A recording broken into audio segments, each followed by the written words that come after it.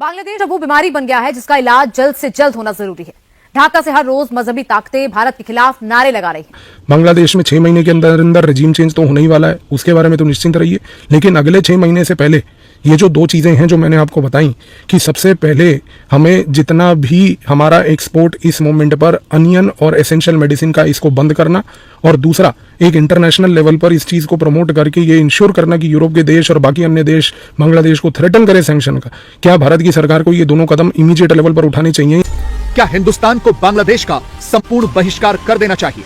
बांग्लादेश 3 तरफ से भारत से घिरा हुआ है।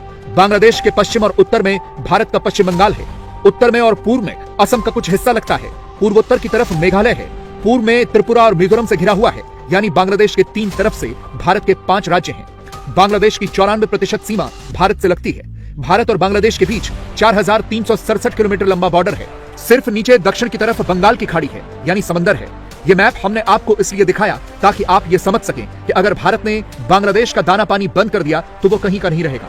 भारत ने अगर बांग्लादेश के साथ ट्रेड बंद कर दिया तो भूखों मरने की नौबत आएगी। बांग्लादेश से जितने भी रिलेशंस हैं और जितना भी खाना पानी अनाज जा रहा है, ऐसे भेड़ियों को अनाज नहीं पहुंचाना चाहिए। ऐसे खूनी दरिंदों को हमें किसी भी तरीके का कोई भी हेल्प नहीं देना चाहिए जो इंसान का खून पीने को ही अपना मजहब समझते हैं। तो मुझे लगता है कि आदरणीय प्रधानमंत्री को अब बंद कर देना चाहिए बांग्लादेश को कोई भी सामान भेजना। स्टेटमेंट देने से कुछ नहीं होगा। बार बार मिनिस्ट्री ऑफ एक्सटर्नल अफेयर की इसी तरफ से स्टेटमेंट दे देना, हम कड़ी निंदा करते हैं। सुनिए, कड़ी निंदा मत कीजिए, काम कीजिए। काम क्या करना है सबसे महत्वपूर्ण समझिए आप। हम बांग्लादेश को इस समय एसेंशियल मेडिसिन और प्याज, इन दोनों का एक्सपोर्ट करते हैं। प्याज फिर भी इतना ज़्यादा सिग्निफिकेंट अमाउंट एक्सपोर्ट नहीं है जितना एसेंशियल मेडिसिन है। पूरा का पूरा बांग्लादेश इस मोमेंट पर लगभग एक भारी मात्रा में भारत से एसेंशियल मेडिसिन से ऊपर डिपेंडेंट है। तुरंत इन सारे एसेंशियल मेडिसिन का और एक्सपोर्ट्स का, जो खास करके प्याज का, अनियन का हो रहा है, दोनों के दोनों को बंद कीजिए, मरने दीजिए उनको। अगर वो हमारे हिंदुओं के ऊपर अत्याचार करेंगे तो उनको ये चीज समझ आ जानी चाहिए कि भारत इस समय एक प्यूनिटिव डिप्लोमेसी के तहत ये काम कर सकता है। अगर ऐसा हुआ तो बांग्लादेश में भारी तबाही आ जाएगी। आपको बताएंगे कि कैसे बांग्लादेश हर चीज के लिए भारत के ऊपर निर्भर करता है। बांग्लादेश पूरी तरह से भारत के ऊपर निर्भर है। बांग्लादेश से हर साल 3 से 3.5 लाख मरीज इलाज के लिए भारत आते हैं। बांग्लादेश की मेडिसिन जरूरत का 30% भारत सप्लाई करता है। बांग्लादेश इकोनॉमी की बैकबोन उसकी गारमेंट इंडस्ट्री है और उसका कच्चा माल भारत से ही जाता है। बांग्लादेश सबसे ज्यादा इंडिया से रॉ कॉटन और कॉटन वेस्ट खरीदता है। 2021-22 में भारत ने बांग्लादेश को करीब 13,903 करोड़ रुपए का कॉटन निर्यात किया था। यानी अगर भारत की तरफ से कॉटन बंद कर दी गई तो बांग्लादेश की गारमेंट इंडस्ट्री बैठ जाएगी, जिसकी हालत पहले से ही खराब चल रही है। 5 अगस्त के बाद से लगातार बांग्लादेश के कपड़ा उद्योग में गिरावट आ रही है। विदेशी खरीदार ऑर्डर्स नहीं दे रहे हैं क्योंकि देश में स्थिरता नहीं है। बांग्लादेश के लोगों की रोटी भी भारत पर ही निर्भर है। बांग्लादेश भारी मात्रा में भारत से गेहूं खरीदता है। इंडिया से बांग्लादेश बासमती के अलावा दूसरी वैरायटी के चावल खरीदता है। भारत के बिना बांग्लादेश की चाय भी फीकी हो जाएगी। साल 2021-22 में भारत से बांग्लादेश ने करीब 4,800 करोड़ रुपए की चीनी खरीदी थी। मसाले भी भारत से ही सप्लाई होते हैं। 2021-22 में बांग्लादेश ने 3,681 करोड़ रुपए के मसाले खरीदे थे। बांग्लादेश ताजी सब्जियों, फल, तेल और प्रोसेस्ड आइटम्स भी भारी मात्रा में भारत से खरीदता है। मुझे आज तक ये नहीं समझ आ रहा कि पिछले लगभग 3 हफ्ते से ये चीजें चल रही हैं जो देश में हो रहा है बांग्लादेश में हमारे सामने, उसके बावजूद भी हमारी मिनिस्ट्री ऑफ एक्सटर्नल अफेयर जो है उसने अभी तक ये कार्य क्यों नहीं किया कि उसने एसेंशियल मेडिसिन के ऊपर क्यों नहीं रोक लगाई बांग्लादेश में इसके कंप्लीट एक्सपोर्ट को। जय हिंद दोस्तों, नमस्कार दोस्तों। जब से शेख हसीना बांग्लादेश की सत्ता से हटी है तब से बांग्लादेश में हिंदुओं पर अत्याचार बढ़ते जा रहे हैं। बांग्लादेश में जिहादियों के हिंदुओं पर अत्याचार रुकने वाले नहीं है, क्योंकि इसमें पाकिस्तान की ISI भी बांग्लादेशी जिहादियों का साथ दे रही है। अब भारत सरकार को ही हिंदुओं को बचाने के लिए बांग्लादेश का इलाज करना पड़ेगा। बांग्लादेश की जिहादी यूनुस सरकार को सबक सिखाना पड़ेगा। भारत सरकार को बांग्लादेश को जाने वाली बिजली, दवाइयों, खाद्य पदार्थों पर रोक लगानी पड़ेगी। जब तक भारत सरकार ऐसा नहीं करेगी तब तक ये जिहादी रुकने वाले नहीं हैं। जब ये बंगाली भूखे मरेंगे तभी इनकी अकल ठिकाने आएगी और ये हिंदुओं पर अत्याचार करना बंद करेंगे। दोस्तों, जब से अमेरिका में डोनाल्ड ट्रंप की सरकार आई है तब से दुनिया के कई देशों में मातम का का माहौल है। उनमें से एक देश बांग्लादेश भी है। बांग्लादेश में शेख हसीना का तख्ता पलट करने और मोहम्मद यूनुस को सत्ता में लाने का काम जो बाइडेन की सरकार ने किया है। मोहम्मद यूनुस अमेरिकी डीप स्टेट का आदमी है जिसे डोनाल्ड ट्रंप पसंद नहीं करते हैं। अब आने वाले समय में मोहम्मद यूनुस का भी तख्ता पलट हो सकता है और शेख हसीना की बांग्लादेश की सत्ता में वापसी हो सकती है, क्योंकि ट्रंप के सत्ता में आने के बाद भारत और अमेरिका के रिश्ते सुधरेंगे। ट्रंप का हिंदुओं के समर्थन में ट्वीट इस बात की गवाही दे रहा है कि ट्रंप हिंदुओं के समर्थन में कुछ करने जा रहे हैं।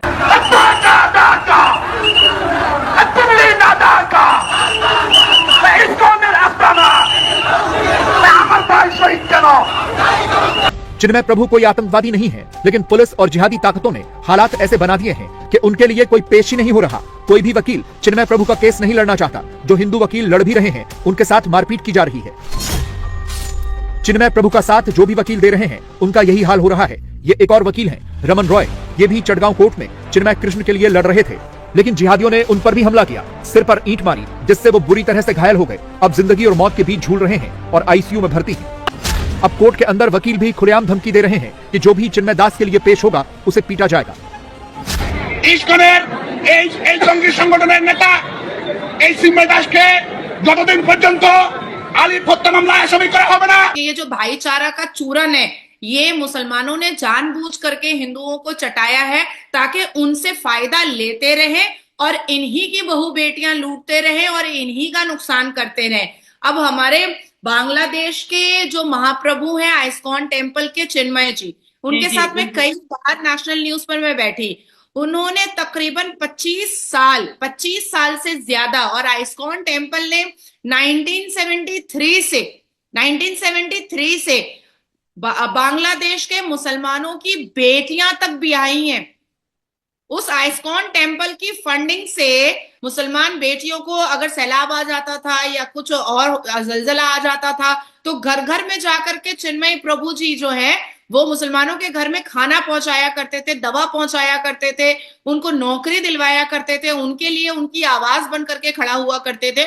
और आज वही बांग्लादेश के मुसलमान उनका सर तन से जुदा करने के लिए परेशान है। यहां तक के जब चिन्मय जी को हॉस्टेज किया गया, उनको अरेस्ट किया गया और कोर्ट में खड़ा किया गया, तो उनका बेल ना हो इसके लिए कोर्ट के परिसर में 3 मर्डर हो गए। उनका बेल ना हो इसके लिए 3 मर्डर हुए और उनको लाइफ थ्रेट दिया गया, उनको 14 दिन की कस्टडी में भेजा गया।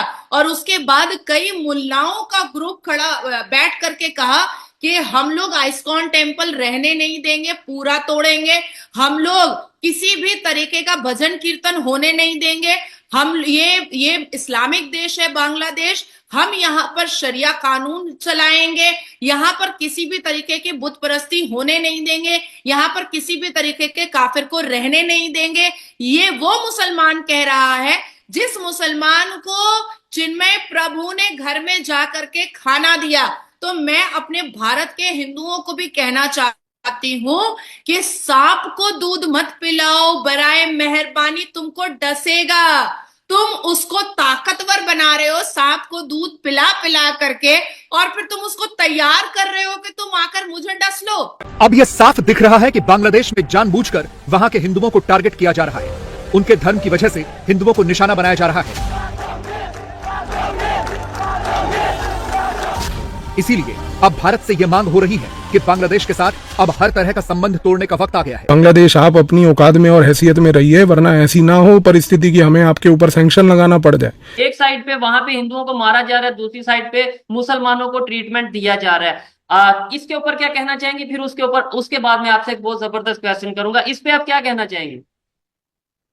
देखिए, इंसानियत हिंदू कभी छोड़ नहीं पाता है, ह्यूमैनिटी कभी हिंदू छोड़ नहीं पाता है। हिंदू एक्चुअली में थोड़े भोले भी हैं, तो मुझे कभी कभी बहुत गुस्सा भी आता है कि this is the high time कि अब हिंदुओं को वाइस वर्सा करने की जरूरत है और प्रखर हो करके बैकफुट लेने की जरूरत है।